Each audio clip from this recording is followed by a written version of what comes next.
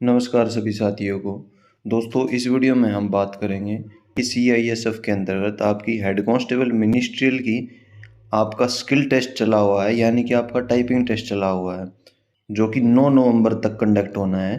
तो दोस्तों मैं खुद यह टाइपिंग टेस्ट कल दे के आया हूँ। 4 तारीख को मेरा थर्ड में मेरा टाइपिंग टेस्ट था।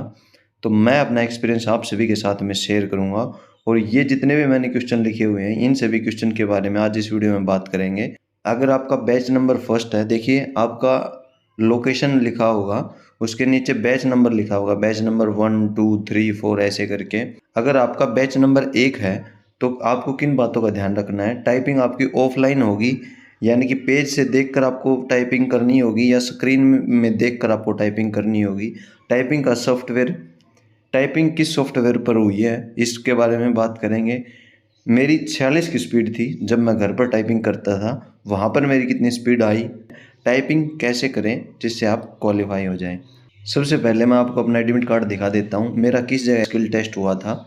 तो देखिए दोस्तों, CISF RTC देओली राजस्थान में मेरा यह स्किल टेस्ट हुआ है और मेरा बैच नंबर थर्ड था। स्किल टेस्ट की आप डेट देख सकते हैं, 4 नवंबर की थी और रिपोर्टिंग टाइम इसमें दे रखा था 7 बजे आपको रिपोर्टिंग टाइम करना है। देखिए जैसा कि आपने देखा होगा मेरा बैच नंबर थर्ड था। तो अगर किसी भी कैंडिडेट का बैच नंबर फर्स्ट है तो उसको क्या करना है, जैसे रिपोर्टिंग टाइम 7 बजे दे रखा है तो एग्जैक्ट आप 7 बजे उस लोकेशन पर जहाँ पर आपका स्किल टेस्ट होने वाला है उस लोकेशन पर ज़रूर विजिट कीजिएगा, क्योंकि बैच नंबर फर्स्ट सेकंड और थर्ड को जितना जल्दी हो सकता है कैंडिडेट विजिट करें, क्योंकि फर्स्ट सेकंड और थर्ड बैच की सबसे पहले टाइपिंग करवाएंगे। अगर ग्रुप नंबर आपका 7 है या 8 है या आगे है, 1 2 3 से अगर आगे है तो आपका चल जाएगा, कोई दिक्कत नहीं है। 7 है तो आप 8 साढ़े 7 बजे तक आप रिपोर्टिंग कर सकते हैं, कोई दिक्कत नहीं है। अगर आपका बैच नंबर फर्स्ट है तो आपको जल्दी यहाँ पर रिपोर्टिंग करना है, क्योंकि सबसे पहले आपकी बैच की यहाँ पर टाइपिंग होने वाली है। सेकंड क्वेश्चन की बात करें, टाइपिंग ऑफलाइन होगी या ऑनलाइन। तो दोस्तों ऑफलाइन आपकी टाइपिंग होगी। इसमें आपको एक पेज दे दिया जाएगा, उस पेज के ऊपर दोस्तों 1760 की स्ट्रोक होंगे। उन्हीं की स्ट्रोक को देखकर आपको कीबोर्ड में टाइप करना है, यानी कि टाइपिंग आपकी ऑफलाइन होगी। टाइपिंग किस सॉफ्टवेयर पर होगी, तो देखिए MS वर्ड का यूज़ किया था। कुछ ऐसा था कि आपको एक रूम में एक बारे में 15 से 16 बच्चों की यहाँ पर टाइपिंग होगी और MS वर्ड पर आपकी टाइपिंग होगी। दोस्तों मैंने एक यूट्यूबर की वीडियो भी देखी थी, उन्होंने ये बताया था कि बैक स्पेस, अगर आपने स्पेस दबा दिया तो फिर बैक स्पेस आप यूज़ नहीं कर सकते। ऐसा कुछ नहीं है। आप सभी ने अगर MS वर्ड के ऊपर कभी टाइपिंग की हो तो वह एक नोटपैड की तरह होता है, यहाँ भी बैक स्पेस यूज़ कीजिए, यहाँ पर कोई आपको प्रॉब्लम नहीं होने वाली है। जहाँ तक बात करें, मेरी 46 की स्पीड थी, वहाँ मेरी स्पीड कितनी आई देखिए, मैं आपको मेरी स्पीड का एक बारी मैंने स्क्रीनशॉट ले रखा है, वो भी आपको दिखा देता हूँ। देखिए ये मैंने सोने का एक सॉफ्टवेयर है, उसके ऊपर मैंने टाइपिंग की थी। मैंने लास्ट टाइम जाने से पहले बिल्कुल मन से टाइपिंग की थी। तो देखिए आप मेरी नेट स्पीड देख सकते हैं, 40 वर्ड पर मिनट की रही थी। हालांकि यह स्क्रीन टू स्क्रीन की टाइपिंग है, पर 46 वर्ड पर मिनट की स्पीड बहुत हो जाती है दोस्तों। सोनी का यह सॉफ्टवेयर था, इसमें बहुत अच्छी टेस्ट सीरीज दे रखी थी। तो ऐसा नहीं है कि इजी टेस्ट था, ये एक अच्छा लेवल का टेस्ट था। यहाँ पे मेरी 46 तक की स्पीड आ रखी थी। अब बात कर लेते हैं एग्जाम के टाइम पे मेरी स्पीड क्या रही। वहाँ पे ऐसा हुआ, देखिए मैं आपको एक बार माहौल बता देता हूँ। जैसे ही आपने रूम में एंट्री की, 15 से 16 बच्चों को पहले ही उस रूम के बाहर आपको नंबर वाइज बोला जाएगा और आपको सिस्टम बता दिया जाएगा कि आपका नंबर 1 नंबर सिस्टम पे टाइपिंग करनी है, आपको 2 पे, आपको 3 पे, ऐसे सीरीज वाइज आपको रूम में घुसने से पहले ही बता दिया जाएगा। तो जैसे हम 16 कैंडिडेट थे हमारे ग्रुप में, तो हमें बारी बारी सिस्टम दिया गया और हम एंट्री करते गए। तो हुआ ये कि मेरा जो सिस्टम था वह बिल्कुल स्मूथ कीबोर्ड था दोस्तों। कीबोर्ड क्या है, स्मूथ भी नहीं होना चाहिए और हार्ड भी नहीं होना चाहिए, एक एवरेज तरह का कीबोर्ड होना चाहिए। बट मेरे वाला था HP का, जो कि बहुत स्मूथ था।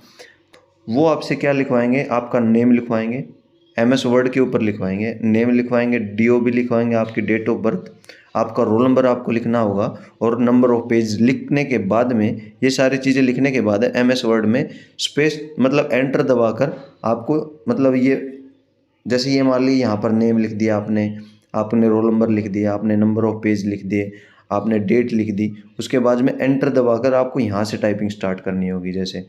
तो हुआ ये कि उन्होंने क्या रखा था टाइमर, सीआईएसएफ वाले उस रूम में कम से कम 10 बंदे थे, 10 से 12 वहाँ पर कांस्टेबल, हेड कांस्टेबल और एक मेन इंचार्ज था, वो चेयर पर बैठा हुआ था। एक बड़ा सा घंटा रखा हुआ था दोस्तों वहाँ पर उन्होंने।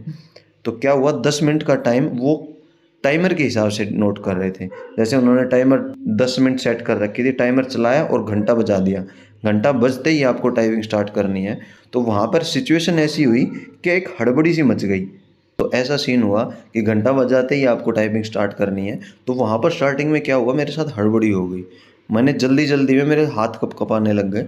तो ये सभी के साथ में होता है जिन्होंने भी टाइपिंग की होगी, ऐसी सिचुएशन में हो जाता है। जैसे अगर मान लीजिए टीसीएस अगर आपकी टाइपिंग कंडक्ट करवाती है तो उसमें ईजी हो जाएगा, क्योंकि सॉफ्टवेयर पर आपकी ऑटोमेटिक टाइपिंग स्टार्ट होगी और ऑटोमेटिक सॉफ्टवेयर पे ही आपको टाइपिंग आपकी क्लोज होगी। ये घंटा बजाने वाला सीन नहीं होगा। जैसे आपके पीछे कोई बंदा नहीं घूमेगा तो आप एक फ्री माइंड से मतलब टाइपिंग करेंगे। तो वहाँ पर कुछ ऐसा सीन हो गया था कि हाथ थोड़े से हड़बड़ाहट करने लग गए।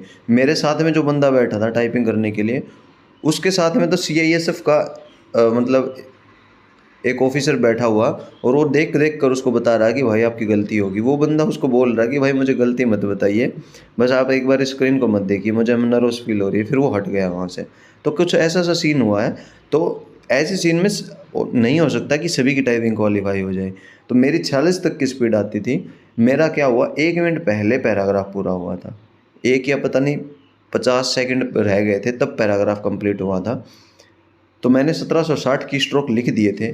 हाँ, उन्होंने एक चीज़ और वहाँ पर बताई थी कि आपको क्या करना है, अगर आपने 1760 की स्ट्रोक लिख दिए, अगर उसके बाद में आपके पास में टाइम बचता है तो एंटर दबाकर फिर से आप पहरे को स्टार्ट कर सकते हैं, ताकि आपके 2000 के आसपास की स्ट्रोक हो जाए। अगर गलती माइनस भी होती है तो आपकी एक्यूरेसी यहाँ पर फ़र्क नहीं पड़ेगा। तो आपको क्या करना है, एक तो घबराना नहीं है, बिल्कुल भी हड़बड़ाहट में नहीं रहना है। मैंने क्या किया, स्टार्टिंग की 1 से 2 मिनट में मेरे से सिर्फ एक पैरे का हाफ लिखा गया था। मैंने इतनी स्लो टाइपिंग स्टार्ट की वहाँ पर। फिर क्या हुआ, धीरे धीरे रिदम बना। 5 मिनट तक मैंने हाफ पैराग्राफ कंप्लीट कर दिया था। फिर थोड़ा कॉन्फिडेंस भी डेवलप हो जाता है कि आप टाइपिंग कर जाएंगे। तो आपको घबराहट महसूस बिल्कुल नहीं करनी है वहाँ पर। थोड़ा अपने आप को कूल रखने की कोशिश करनी है। आप टाइपिंग आराम से कर देंगे। अगर आपकी 35 से प्लस स्पीड है घर पे तो आप आराम से वहाँ पर टाइपिंग कर देंगे। तो हुआ क्या, मैंने पूरा पेज 1760 के की स्ट्रोक लिख लिए। उसके बाद में 2 से ढाई लाइन का मैंने और पैराग्राफ वो लिख दिया। तो मेरी टाइपिंग वहाँ पर कुल मिलाकर ठीक ठाक गई। 37-38 तक की मेरी वहाँ पर स्पीड आ जाएगी और एक्यूरेसी के साथ में, मुझे इतना यकीन है। अब नेक्स्ट क्वेश्चन है, आपका टेस्ट अगर देओली राजस्थान में है तो आपको कौन सा बेस्ट रूट रहेगा आपके लिए। देखिए देओली, अगर वैसे तो सभी जितने भी हरियाणा के कैंडिडेट हैं उन सभी का देओली राजस्थान में ही है, यहाँ पर सेंटर दे रखा है। तो आपको क्या करना है, आपको जयपुर विजिट करना है। जयपुर बस स्टैंड या जयपुर जंक्शन, आप ट्रेन से जा रहे हैं तो जयपुर जंक्शन यहाँ पर रेलवे स्टेशन है, और जयपुर बस स्टैंड पे भी हर जगह से हर पार्ट से यहाँ पर आती हैं। उसके बाद में क्या करना है, जयपुर से आपको डायरेक्ट देओली की मिल जाएगी जो कि कोटा रूट पे पड़ता है। जयपुर से आपके 2 से 3 घंटे लग जाएंगे। 2 से 3, 2 तो नहीं बोलूँगा मैं, 3 घंटे से ऊपर का ही समय लगता है। तो आपको अपने टाइम के हिसाब से निकलना है। जयपुर बस स्टैंड से सीधा आपको सिर्फ और सिर्फ बस की सर्विस यहाँ पर अवेलेबल है। कोई यहाँ पर ट्रेन का रूट नहीं है देओली में, इसलिए सिर्फ आपके पास में बस का ऑप्शन बचता है। बस डायरेक्ट कोटा देओली के लिए जाने वाली हर 10-15 मिनट में जाते हुए आपको आराम से मिल जाएंगी। और सबसे अच्छी बात यहाँ पर ये है कि यहाँ पर 24 घंटे की इस रूट पर सर्विस अवेलेबल है बसेस की, यानी कि रात में और दिन में आप कभी भी जाएंगे आपको बस आराम से इस रूट पर मिल जाएगी। और 3 घंटे के आसपास आपको समय लग जाएगा देओली तक पहुँचने में जयपुर से। तो आपको जयपुर विजिट करना है और उसके बाद में आपको बस लेनी है। मेरे ग्रुप में एक स्टूडेंट के साथ में गलत हुआ, आप इन बातों का ध्यान रखें। देखिए हमारे ग्रुप में 16 स्टूडेंट थे। एक स्टूडेंट के साथ में क्या हुआ, उस बेचारे की किस्मत लगाएं या कुछ भी लगाएं, उसको सिस्टम ऐसा मिला कि उसमें कीबोर्ड में पी है ना, जो आपका पी की है वो प्रेस ही नहीं हो रहा था, कि बहुत ज़्यादा हार्ड प्रेस हो रहा था। 3-4 बार दबाने पर पी वहाँ पर मतलब उसका टाइप हो रहा था। हुआ ये कि उसने मतलब हल्के में ली ये बात, उसने सोचा कि हो जाएगा, काम चल जाएगा। उसने एग्ज़ाम स्टार्ट होने से पहले भी इन्विजिलेटर को बोला। उसने क्या हुआ, उसने इन्विजिलेटर को बोला और इन्विजिलेटर ने वहाँ पर जो सीआईएसएफ के वो ऑफिसर थे उन्होंने दबाया पी तो दब गया। तो और उसके टाइपिंग टेस्ट के दौरान वो क्या हुआ, वो पी दब नहीं पाया, तो उसकी यहाँ पर टाइपिंग क्या होगी, यहाँ पर उस बेचारे की टाइपिंग छूट गई, यानी कि वो डिस्क्वालीफाई हो जाएगा क्योंकि उससे पूरा पैराग्राफ ही नहीं किया गया। तो आपको ये श्योर करना है, आप जैसे ही अपने कीबोर्ड पर बैठते हैं, अगर आपको यह लगता है कि यह कीबोर्ड में कोई भी एक भी मतलब कोई की है जो प्रेस नहीं हो रहा है या जो दब नहीं रहा है, आपको पहले ही क्या करना है, द क्विक, आपको पता ही होगा अगर आपने टाइपिंग की होगी, the quick brown fox jumps under the lazy dogs, यह लाइन आपको राइट करके देख लेनी है। इससे आपके सारे ए से लेकर जेड तक की स्ट्रोक, ए से जेड तक सारे के सारे की आपको पता चल जाएगा कि कौन सा काम कर रहा है कि नहीं। ये आपको एग्ज़ाम स्टार्ट होने से पहले ही करना है, क्योंकि अगर जैसे ही आपका एग्ज़ाम स्टार्ट हो गया, उसके बाद में आप कितनी मिन्नतें कीजिए, आप उसके बाद में आपको कोई भी नया सिस्टम नहीं प्रोवाइड किया जाएगा।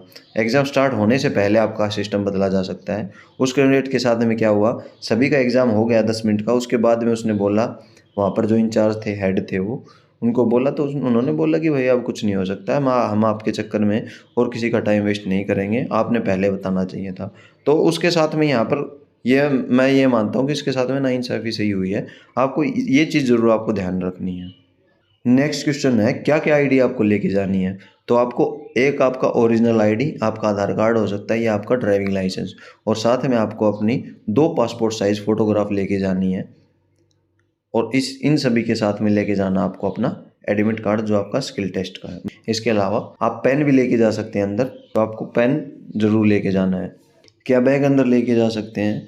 जी हाँ, अगर आपका देवली में है तो आपको आपके बैग रखने की आराम से जगह मिल जाएगी। खुले में ग्राउंड में आप अपना बैग रख सकते हैं, आराम से अंदर लेके जा सकते हैं, बैग का कोई दिक्कत नहीं है। टाइपिंग कैसे करें कि जिससे क्वालीफाई हो जाए? देखिए, मैंने आपको बता दिया है, एमएस वर्ड में आपको टाइपिंग करवाएंगे। आप बैक स्पेस कितना भी यूज़ कर सकते हैं, आपको घबराहट महसूस नहीं करनी है, वहाँ पर हड़बड़ाना नहीं है। मेरा टाइपिंग का कीबोर्ड था वो इतना सॉफ्ट था कि प्रेस करते ही, हल्का सा प्रेस करते ही मतलब कि दब जा रही थी, तो मुझे बिल्कुल स्लो वहाँ पर टाइपिंग करनी है।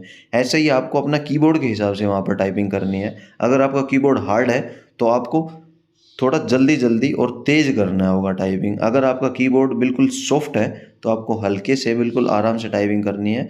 1760 आराम से की स्ट्रोक आपके कंप्लीट हो जाएँगे। 10 मिनट का बहुत ज़्यादा समय होता है अगर किसी कैंडिडेट ने अच्छी तैयारी घर पे यहाँ पर की है। तो आई होप कि दोस्तों आप सभी के सभी डाउट्स क्लियर हो गए होंगे। जिन भी साथियों का टाइपिंग का एग्ज़ाम बचा हुआ है, उन सभी साथियों को यह वीडियो आप ज़रूर शेयर कीजिएगा। हो सकता है उनकी कुछ हेल्प हो जाए। अगर फिर भी कोई पॉइंट रह गया हो तो इस वीडियो के कमेंट बॉक्स में कमेंट कीजिए। आप सभी के मैं सभी डाउट्स को क्लियर करने की कोशिश करूँगा। धन्यवाद दोस्तों, मिलते हैं किसी नेक्स्ट वीडियो में किसी नेक्स्ट अपडेट के साथ।